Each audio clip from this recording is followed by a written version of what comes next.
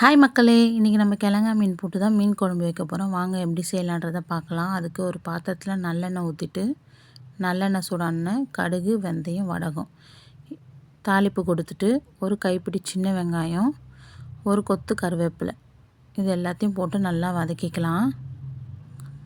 ஒரே ஒரு தக்காளி அதையும் கட் பண்ணி போட்டு இதோடய சேர்த்து நல்லா வதக்கிடுங்க.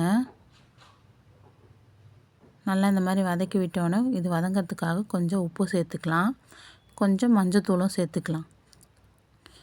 இது வதங்குற கேப்பில் நம்ம ஒரு சின்ன நெல்லிக்காய் சைஸ் புளியை ஊற வச்சுருந்தோம். அதை நம்ம கரைச்சிட்டு 2 ஸ்பூன் வீட்டில் அரைச்ச மிளகாத்தூள், உப்பு, உங்களுக்கு காரம் உப்பு எவ்வளோ வேணுமோ அதுக்கேற்ற மாதிரி சேர்த்துக்குங்க. வதங்கினதில் இதை நம்ம ஊற்றிடலாம். ஊற்றி நல்லா கலந்து விட்டுருங்க. நல்லா இந்த மாதிரி கொதித்து வந்தோடனே நம்ம மீனை போட்டுக்கலாம்.